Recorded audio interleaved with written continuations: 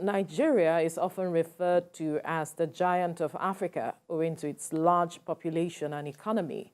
Despite its emerging markets, it is one of the top 10 African countries most vulnerable to climate change, exposing millions of people to climate and disaster risks.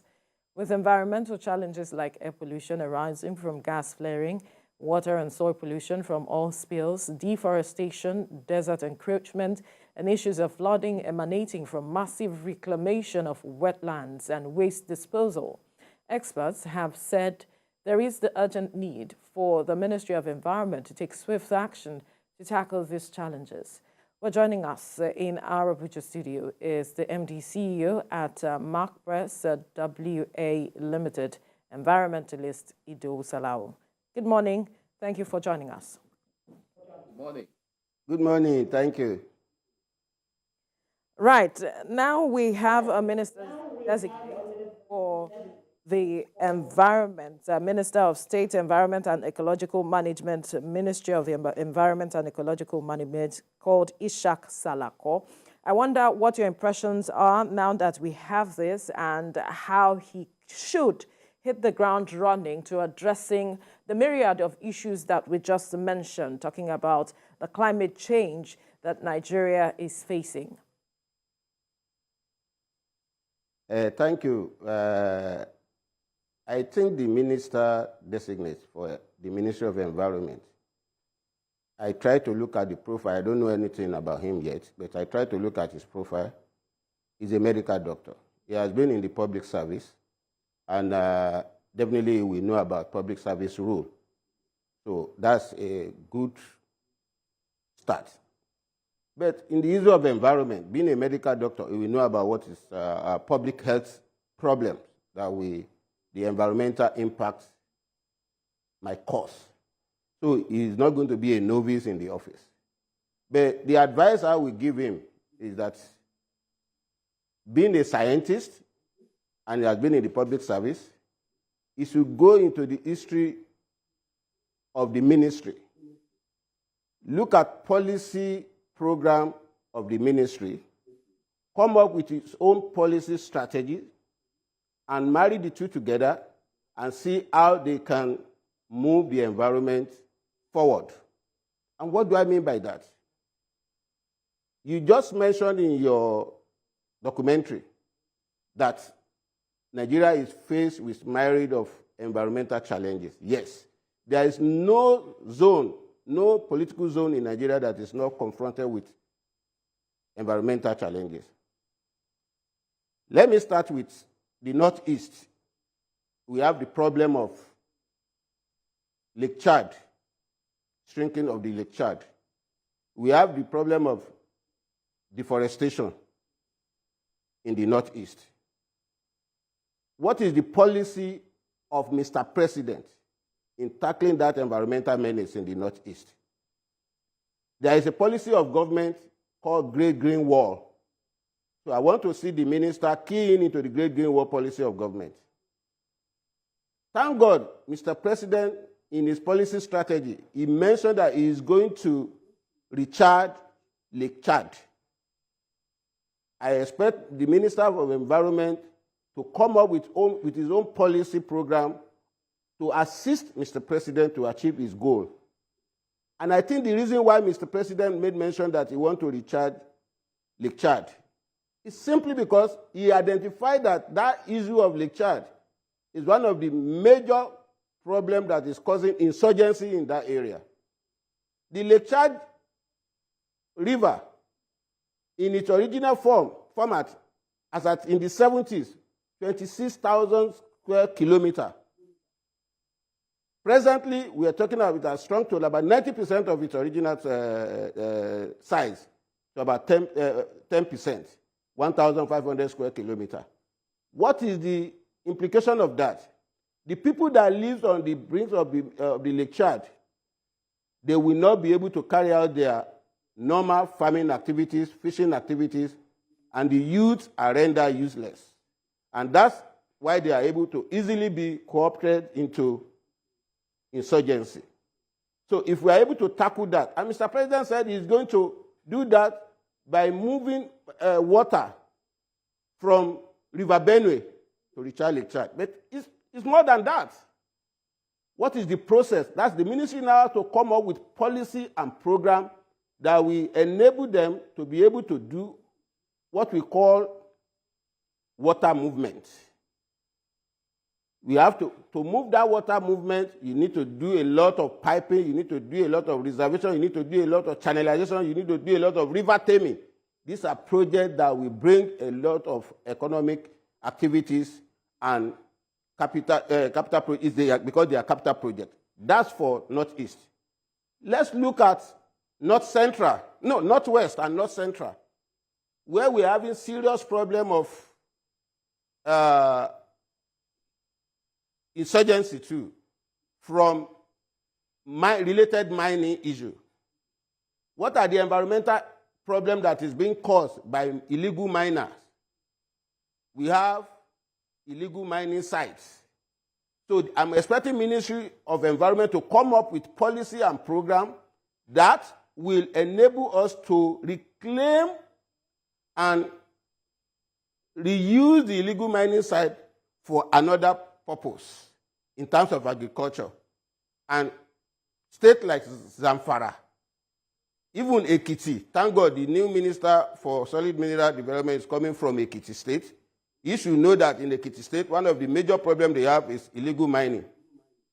Now, desertification is coming up from the north towards the south.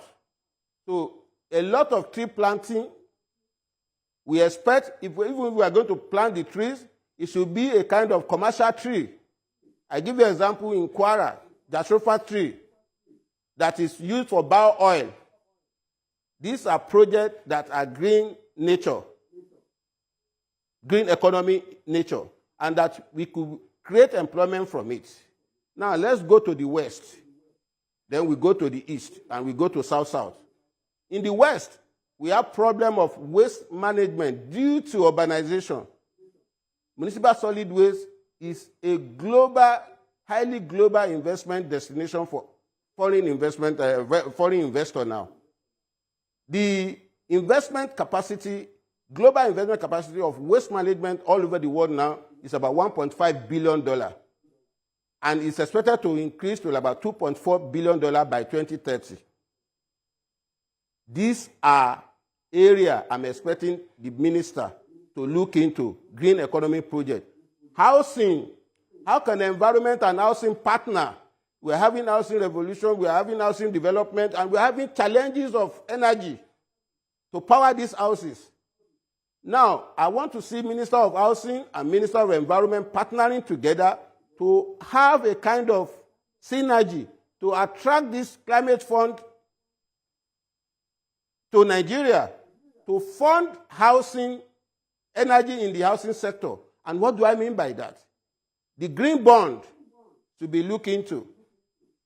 And if they look into a green bond, they will attract foreign investment, and that area in terms of solar alone can revolutionize the housing system, whereby a soft loan could be given to solar manufacturing company to come to Nigeria, and they will start producing energy for the housing system through the FHA. Let's look at FHA. Why will FHA be putting generator? Why will FHA be linking up with the national grid when we don't even have enough? So I'm looking at the Ecological Fund Office to partner. Thank God I can see the body language of Mr. President that maybe he's trying to marry the Ecological Project Office with Ministry of Environment, because practically, if you look at what is happening, 80% of projects being funded by Ecological Project Office is environmental related. So why will the Ecological Fund Office or Project Office will be domiciled under civil servants? So that for proper utilization, let us see where the Ecological Project Office could be translated into Green Bank. And that Green Bank will be a kind of environment, a kind of bank that will be targeted towards funding environmental problems. Because Mr. President has his wisdom before, and he has used it before in Lagos. He commercialized waste management in Lagos, first of its kind in Nigeria. The industry in Lagos now have attracted close to $50 million worth of investment. You remember the case of Vistonscape, even though it was badly or poorly implemented. But the idea is that that instrument that Mr. President laid down 20 years ago in Lagos was what bring about the infrastructure to attract that the green bond of $50 million that Vistonscape was able to bring to Lagos. The same thing in area of oil theft that we are talking about. We need the new minister to look into it very well. Now, we are not saying they should not arrest vessels that are carrying stolen crude oil, but the industry practice of not allowing the content of this in the ship to be spilled into a river and to cause another problem is what we are talking about. And that is where I will want Mr. President and the Minister Designate for Environment to look into very well, because now all eyes is on oil theft. We will have more of oil pollution in the Niger Delta. The destruction of that vessel publicly, I frown into it, and I think it should stop. Both state actors and non-state actors that are arresting and taking care of oil theft should work under the industry practice. If you see any stolen vessel, any vessel carrying stolen crude oil, call the experts. We have NOSRA, we have NESRA. These are experts that will that will give you the industry practice how to take the ship away from that channel, take it to a dry dock, remove the oil, use it as evidence, and if the oil is already mixed with water, there is what we call oil-water separation, which is another industry itself that could thrive in the Niger Delta. So, because what they have caused by destroying that vessel publicly is a lot of problem for the Niger Delta now, because the environmental impact of the oil spill, the oil that will manage to maybe get into the river, even if it is 1 barrel, the cost of removing it.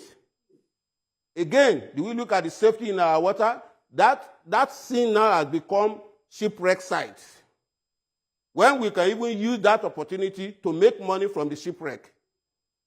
Now we are going to use Nigerian taxpayers' money to remove that shipwreck and even remove the oil pollution from the sea. So there are so many areas that green economy can come up and to add to the revenue of government using the environmental challenges that we are being faced. If the minister have their onion, because if I am choosing as the Minister for Environment today, I will come with my own policy strategy to tell Mr. President that, come, I will work with the government policy, but this is my own policy. This is how I'm going to do waste management. This is how I'm going to do pollution. This is how I'm going to do water hyacinth. Like in the Niger Delta, I want to see the Ministry of Niger Delta partnering with the Ministry of Environment on the issue of water hyacinth harvesting and using it to produce compost. We have okay. Mr. Salako, if you could just hold your thoughts for some minutes. We need to quickly go on a break. When we return, then you can take it up from there. Stay with us. Thank you for joining us. Before we went on the break, we have our guest, Salako, who is an environmentalist and also the MD CEO at Mark Press West Africa Limited, talking to us about how he would want the Minister of State for the Environment and Ecological Management to address issues concerning the environment. And you were talking to us about his policy. You would like to see his policy with regards to addressing issues of the environment. If you could quickly wrap up on that so we can look at other issues that he can also address. Yes. Under policy, we have policy for waste management right from the period of the inception of the Ministry of Environment. Policy that geared towards commercialization commercialization and privatization of municipal solid waste towards revenue generation and employment opportunity for teaming Nigeria. And if you look at Lagos, when the current president was governor, he was the one that commercialized waste collection and disposal in Lagos by encouraging private sector to come into the sector of waste collection and disposal. And that area has been perfected for now. Let us now see the issue of policy where municipal solid waste will be used to generate energy. It's been done all over the world. Why is Nigeria one different? Because of political will. And I give you an example. Gas scope has been done in Olusosun by World Bank in 2008. There is an energy potential site based on the amount of municipal solid waste dumped at Olusosun. The same thing at Gosa dump site here in Abuja, which is the largest, one of the largest dump sites in Nigeria, about 99 hectares. Olusosun is about 41.2 hectares. Olusosun has been in existence for since 1995. And millions of tons of municipal solid waste, about 60 to 70% organic in nature. That is the raw material you need. You don't need any new waste. Already the material that are there is producing gas, and we are wasting the gas. That gas can be used to power electricity if we work on the gas. Lagos State, as I'm talking to you right now, could be using electricity that will be generated from waste already dumped in Olusosun to power its street lights. Why will Lagos State be spending close to 1 billion naira monthly to power street lights using fossil fuel? These are areas, these are policy I'm looking at. Again, policy on air pollution, water management, we need to go into it. So the minister should look into the policy that are there, how he's going to rejig it, how he's going to inject new thing in the environment. And I give you an example about new thing in the environment. Before we used to hear about 3 hours of recycling, of waste management. It's no longer 3 hours, it's now 5. The addition of 2 hours, which is reposition and reposition and repurpose. It's been added to reuse, recycling, and reuse, recycling, and the other one. So these are areas we need to look into. We need to move with the trend. All right. So on waste management. On gas flaring. Yes, before we go into gas flaring, there are some other issues that, especially like flooding, for instance, that a lot of Nigerians are facing the impact already over the last years. Flooding is one thing that is one of our #1 natural disaster here, besides desertification in the north and deforestation here and there. For a city like Lagos is already seen as below the sea level. What do you think the minister can do to handle flooding? Every year we have this projection from NIMET telling us that there's going to be flooding, and a lot of states and a lot of the local governments are going to be flooded. We've had that warning already this year, and people are told who live in low-plain areas to start moving and so on. What strategic or pragmatic or creative strategy do you think the minister should be able to come up with all the team that he's going to have to tackle this issue of perennial flooding? Flooding, we have policy on flooding, right from inception of the Ministry of Environment. And I think that policy was taken from Vision 2010 report on the environment and ecology during the Abacha era, during the military era.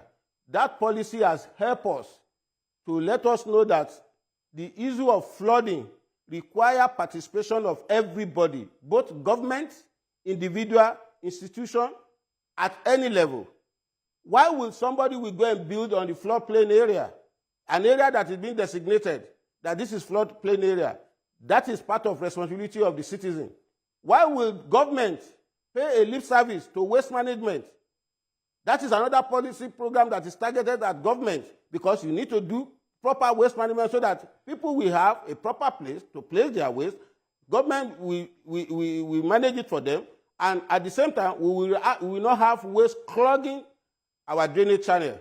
Why will government refuse to do river channelization, river taming? Because you know that that area is where the flood is going to, the excess water is going to go. Now, we are craving for development. We are craving for industrialization. Every kilometer or 1 kilometer of road that you pave, you are inhibiting the penetration of water. And that is culminating to accumulation of water during rainy season. In front of your house, you will pave more than where you are supposed to build your house, say because you want to stabilize the soil. That soil is needed for penetration, for attenuation of water. Now, this area we need to look into. If we are doing development, and we didn't put into consideration that that development is impacting on our environment, so we need to do something. This is a strategy I think we should follow. Do not build on drainage channel. Listen to the prediction warning by authority. It's very important. I just saw on the news yesterday that Lagos State have given some area in Lagos to prepare for flooding. Right now, they should be evacuating them. They should not wait until the flooding occur. Now, where is the relief area? Where will they go? So somebody should do something. We don't need to wait until it happens before we now start giving them relief package, this and that. So the warning sign by NIMET is one of flood preventing measure that is allowed and approved by standard practice, that you must predict so that people will know that this area is under flood alert. So my own advice to the minister is to work with interagency like NIMET and other agencies that are in charge, that are saddled with responsibility of predicting flood, our climate change agenda in the area of flooding and flood management. So that's the only way I can say the minister should prepare itself, because there is a full department for flooding and erosion control in the Ministry of Environment. So again, our research development department in the ministry have been relegated. You see, every minister comes, instead of them to pay attention to research and development area, they are only interested in the procurement area. And the research and development department is the engine room of the ministry. So we need to do something, because it's at the research and development that they will come up with data, statistics that we are going to use to execute your project. So the project should be targeted towards meaningful impact that will change the narrative of the environment that we are talking about.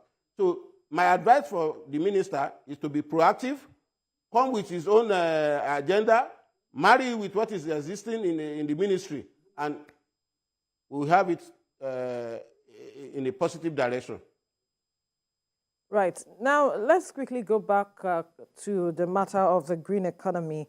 There are reports that have said that there are huge opportunities for Nigeria to explore to grow the economy, and that Nigeria has a potential of about $250 billion that it can, get out of the green economy. And I'm wondering what some of these opportunities are that he can quickly, the minister designate can quickly begin to work on to build Nigeria's economy.